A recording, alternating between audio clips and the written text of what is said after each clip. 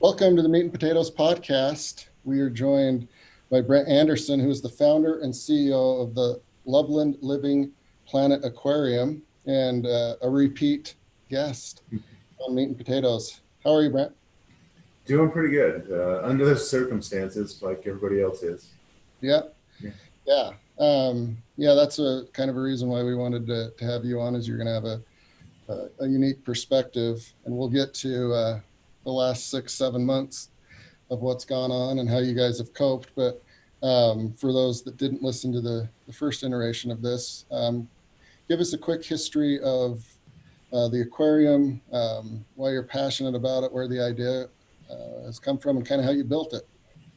So the idea actually stemmed from my interest in marine biology, which that was an event basically when I was 5 years old. I got a book from my grandmother for my 5th birthday. It was a Time Life book called The Sea.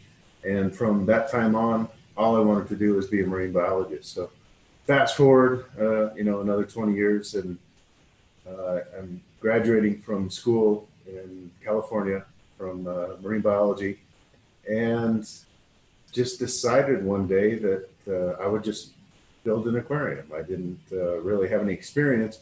I was too naive to know I couldn't do it, so I just decided maybe I could, and started on that process here in Salt Lake.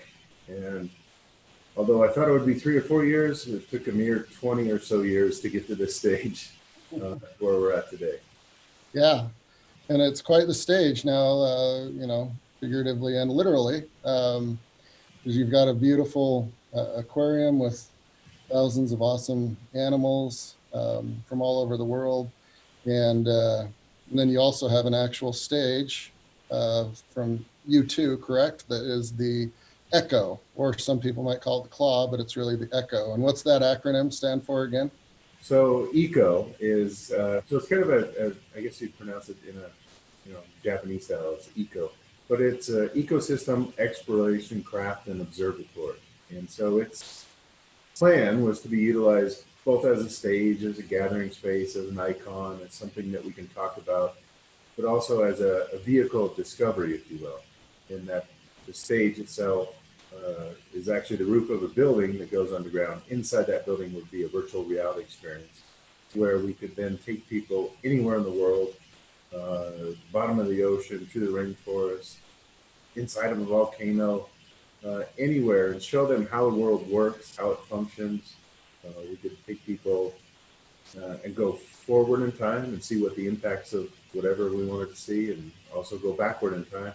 We could even shrink down inside of a cell and watch cellular processes at work, or go even further at the atomic level and learn about all of those scientific principles, how they correlate, and how it really, when you take a look at it, and this is what I learned a great deal in college and began to understand, actually the planet is just one big ecosystem. It's all interconnected. And so as the planet is interconnected, we are part of that ecosystem, and we are all interconnected. So utilizing that stage, the venue, the aquarium, all of our various programs that we have to teach people that no matter where they're at, they're interconnected, they're part of this global ecosystem, and everything that we do matters. Yeah, I love that.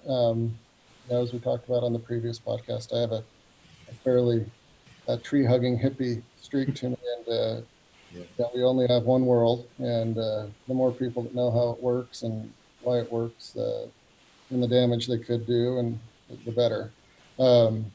We went and toured it about a month and a half ago with your team, and you see it from I-15 on the west side of the freeway there in Draper, and it's awesome looking and cool, and I'm sure a lot of people are wondering what it is, but it's really awesome when you stand underneath it, and the landscaping's beautiful, and it's shockingly quiet, for being right there off of I-15. But I can imagine there will be a lot of good times had there, and then a lot of really good learning experiences going on with all of your other things underneath.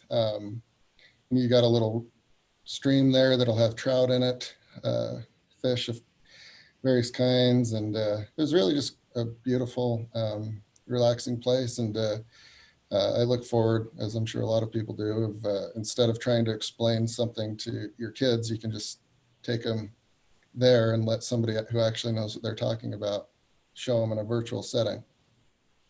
Yeah, and be able to experience that together as a family, or in any way that you visit. Having that experience together is also part of this learning process and part of understanding. Yeah. Yeah. So, you guys are a nonprofit, correct? Yes, we're a 501c3 nonprofit organization. Yeah. But anyone walking through your beautiful facility there would know that there's some costs associated with what you do. Yeah.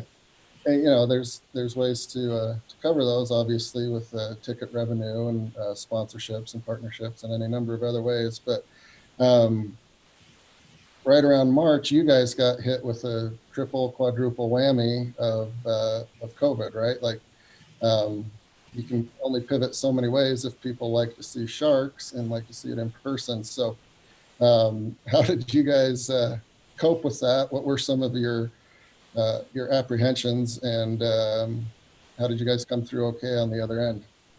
Well, we're watching the situation in early March, and it quickly became apparent that we were just going to have to shut down for all the information that was being relayed. And then of course, the government's asked any of these spots that were gathering people, regardless of how many, basically to shut down. We were able to open about 57 days later on a limited basis. And for us, that was a tough one, because the aquarium itself, the facility, we could easily handle 5,000-6,000 people a day. And with the expansion, there's room out there to have an event with 5,000, 6,000, 7,000 people just in that space alone. So we went from being really well positioned for a lot of visitation and crowds to this really almost, we're not as bad as some. Certainly the entertainment industry is still closed down, and some other ones are.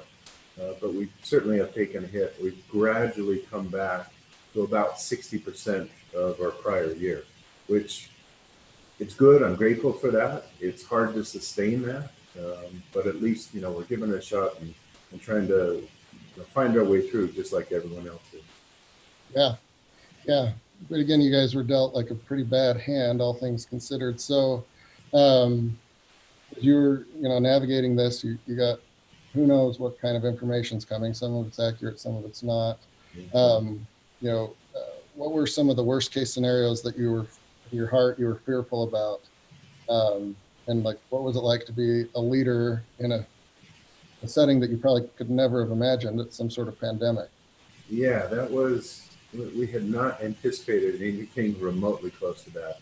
And we had a long track record of doing pretty well on a year-to-year basis, and really uncannily predictable until now. And so, faced with that, there was a lot of information to try to digest, to try to filter it through my scientific training, and not let the emotion take over. I wasn't immune to that. Sometimes I got emotion and fear just like everybody else. But at the end of the day, it was all right. Work through this, see how it looks. And initially, what I figured out how to do when we looked at all the resources we had, we hoped that there would be federal funds coming through, and so we made that decision at that point in time, for the benefit of all the people who work for us, that we weren't going to furlough or lay people off. One, from a stability standpoint, from their payroll, where are they going to get their next check from? But health insurance in a pandemic is kind of an important thing as well, and losing a job and losing that as well would also be a big hit. So we decided to just ride that through. Fortunately, that the CARES Act came through. We applied. That bought us a couple of months. And since then, the plan was, all right, how do we mitigate the impacts of this? So how do we reduce any expenses? How do we delay any capital expenses? And what ways can we make ourselves more efficient?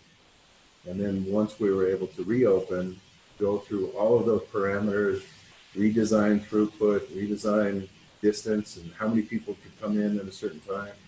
We enacted a time ticketing so that we could precisely limit exactly how many people were coming in. And through that process, we were able to get through back up to about 60%. So not the worst place to be, but certainly better than where we were. Yeah, absolutely. And, I'm sure there was a few thoughts crossing your mind of like, oh, I wish we would have waited 2 years to do this next wave of expansion, right? Sort of. One part of that was actually beneficial. We had to, so we take a look at, all right, what's the situation at hand? Okay, big crowds and small spaces is not a good idea. And so anybody who had that scenario, that's a difficult one. Well, if I look at this the opposite direction, okay, I have another 50,000 square feet of outdoor space during the summer that people could be in and not be in close proximity to each other. I can't have 6,000 people there, but I could have 2,000, maybe 1,500. And so we figured out how we could actually make what we had to work with work. Yeah. Yeah, that's great. And, going forward, a lot of the folks that are supporters of you are maybe trenching in a little bit, or they've done fine, but, now everyone's a little bit gun shy. As far as like sponsorships and getting partners on board there, what are your feelings as far as how that's going to look in the next 6 to 18 months?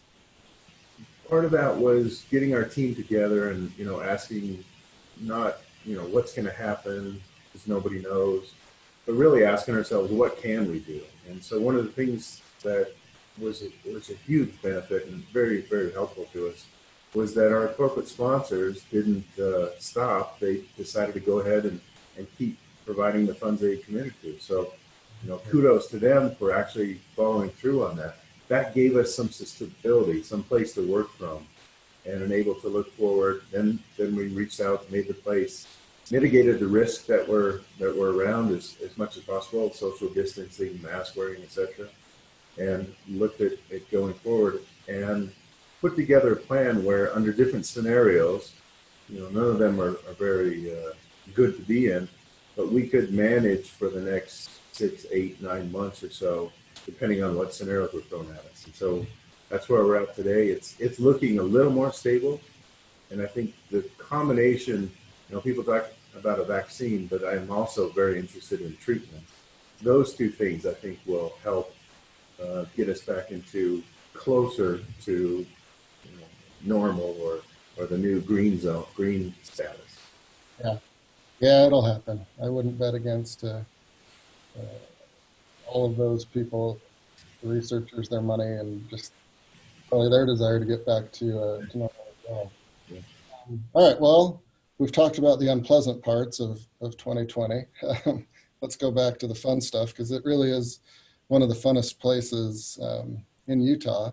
And, I've even been there by myself, right? But it's also kind of relaxing, I think, for the right people. But going with your kids is a lot of fun as well. So what kind of programming and kind of new ideas do you guys have around STEM and even, anything in general that's kind of new since we last spoke? So all the science programs and the interactives, we're looking at how we do that, still keep everybody, mitigate as much risk as we can. And online is certainly one option. We certainly did a lot of that over the summer. We continue to look at that. The programs that are still in place are just a different capacity at this point. So, instead of 25 people crowded around, we'll only limit that to about 6 or 7. But those things are working. People are adapting pretty well. And at least I can speak for myself. I don't really like wearing the mask, but I can handle it, given everything. So that's working out. And then that frees me up from being, to be able to enjoy things, to be able to go and experience. And, some of those things that I noticed early on were, I remember being here, it was in the evening, it wasn't late at night yet, but I was walking through past the shark tank, and this was just before we reopened, and I noticed the sharks were coming to the window more. And so I know what their swim patterns are, and that was odd that they were going out of the way basically to see who was there. So I found that was interesting. Some of those animal behaviors, they actually were curious or interested to see what was happening. And then we had some other ones. We had a pair of toucans, and these toucans, it's extremely rare for them to reproduce in zoos and aquariums across the nation. And we found out they had eggs. And this was probably about 2 or 3 weeks after we reopened. And then, of course, the egg hatched, and we've got a new baby toucan that was like about the 5th or so in the entire nation that was born this year. So interesting. And we were looking at, all right, what might be the cause of that then? And this kind of parallels what every animal feels. When things return to balance or stability or predictability, and that's what happened. We went from running normally to complete shutdown, very quiet, and then back to running, less than, but still people were back in the building. When it got back to normal for them, in other words, predictable, they had a chick. And so there's that same thing I think is true of all humans. As soon as we can get to some level of predictability, it doesn't have to be the same, and everything kind of loosens up and we adapt to that situation. So from a science standpoint, it's really interesting to see those things. Yeah, that's awesome. That's really cool. And you obviously don't have enough time or bandwidth now, but I imagine there could be some interesting research done with all the animals in that that 57 days, and that's very cool. Yeah, I'm sure there'll be a lot of studies done on this in different areas. So you were able to save a little bit of money by not having to buy a new toucan. You just got one for free, the old-fashioned. Well, the way that this works is we'll send that toucan to another institution at some point, and who has either a male or female. We don't know what they are. You can't tell visually until we do DNA and find out. But eventually they'll move to another facility, and we'll be contributing to that growth of that species. Oh, cool. Very cool. Kind of a silly question, but was anyone ever worried that, like the jaguar or any of the cats could get COVID? Yes, actually. So we were taking a look at that, and nationwide, seeing what, especially with the mammals, we really weren't terribly concerned with the birds, but possibly, but certainly the mammals, it's proven. And so we were checking and seeing, monitoring their conditions, noticing any changes. They didn't have any. We also put different programs in place for our keepers, safety protocols, so that they disinfected and before coming and after leaving. So, and limiting any kind of exposure. We didn't have any of those events, thank goodness, but it was certainly on our minds as a possibility. Yeah, and you got a lot to worry about. I know one of the things that you guys have done in the past is take animals out to schools or events, and you brought some to Tech Summit, and that was all the rage. I think you guys had like a long line. Yeah, that was fun. Yeah. Are you guys going to be able to do that, or is that on hiatus as well? It's changed at this point. So for instance, we'll still have an encounter, but it's a limited number of people. It's typically limited to, people tend to come in families, and so that family groups are close up, still mask wearing.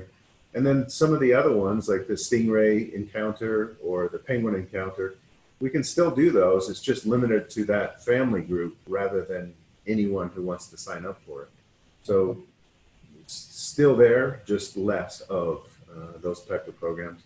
And we'll just keep adapting and following the situation and see what works. We'll also really try to innovate in those areas, and then also be open to new opportunities, which, interestingly enough, it's called field conservation, which is the work that we do out in different places around the country, around the world.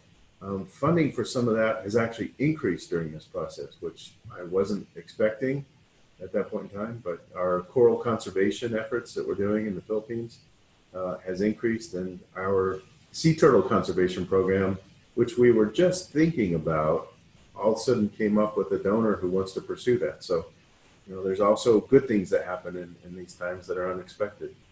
That's great. Yeah. Yeah, there will be all sorts of kind of weird anomalies that you might not have thought about with the pandemic. And I guess theoretically, ocean traffic's down and there's less pollution and less noise there. The animals out in the wild might be Yeah. experiencing different. We have noticed that, and I think, I don't know if you all noticed, but early when we were in shutdown, it seemed like the skies here in Utah were just crystal clear and bright blue and everything. Well, the same thing occurred out on the coral reef in the Philippines. Everything was shut down, and we saw, because our divers were still going out to take care of the coral, they saw the increased growth rates on the corals, and the water got clear, and more fish started coming around. So it was an interesting time to observe what the effects of even just a limited decrease in our activity, in human activity, was, Yeah. certainly here and abroad. Yeah. Yeah. Well, I think Mother Nature can play her trump card anytime. Yes. Nothing else. We found that out real clearly. Well, cool. So, yeah, you survived the maelstrom until now and seem to be doing good. And there's definitely silver linings, not without trouble and issues, though. But what are your goals and your team's goals for the next 6 to 12 months? Well, primary goal is to figure out what we're going to encounter as quickly as we can, and then adapt as quickly as we can to whatever circumstances. Hopefully things just gradually get better. There's always a chance that something can come up and we go back down again, or multiple times, or other scenarios. So just being adaptable, flexible to whatever situation we're in, and also asking our sponsors who've been fantastic, our donors, etc., and certainly anything that the government can help to keep us, just mitigate what's happened and keep us going till we get through this. Probably in the end of the first quarter, maybe the second quarter of next year. Looks like that might be the timing where we can get back to something resembling normal. Yeah, absolutely.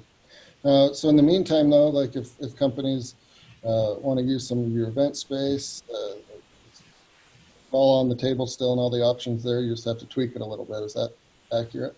Yeah, we just have to adjust the amounts of people. So instead of having 6, 7,000, keeping that down to around 2,000 or so, we have plenty of space for that. And so, as a place that offers an outdoor stage, outdoor spaces for companies to have parties or events or things like that, it's just a smaller scale, but it still is possible with the space that we have. And it's a fairly unique space. I think everybody would agree, especially as you mentioned, you were talking about how it looks different. Every angle that you look at it from, it takes on a different look, and as well, daytime, nighttime, it has a completely different feel as well. So that whole space comes together well as a unique experience and something that we can still offer to people. Yeah. Yeah, it's really well designed and very detailed. Like it's not really my speed, but there's a Elfish or there's some sort of language written on the Oh yeah, or yeah. I don't know, it's some sort of science fiction language. So we've actually utilized different languages, both science fiction, but also mathematics and geometry. So that is really the language of the universe is expressed. Kind of like the letter G is visually what that letter sounds like. Mathematics and geometry represent the universe. And so as we teach about science, we're teaching about the entire spectrum of science, from quantum physics all the way to marine biology and ecosystem. Yeah, yeah, really well done. Well, cool. As you know, like we're very big fans of all that you guys are doing, and it's our hope that the Silicon Slopes community gets behind what you guys are doing as well, and can support financially and with your events and taking their families. So yeah, I really appreciate you taking the time to be on, and it's great that you guys didn't just curl up in a ball and wave the white flag. You punched back, and I think the community will benefit greatly. Thank you so much. Yeah, it's not in our DNA to quit, and we're certainly grateful, for the Silicon Slopes community and the folks who've expressed their support and helped us out and continue to. And we really appreciate what you all do. Cool. All right, well, thank you, Brent, and I'll look forward to being there again several times this fall, and look forward to next year being out there and having some fun events in all their glory out there under that big old claw. That sounds great. I look forward to seeing you. Well, thank you.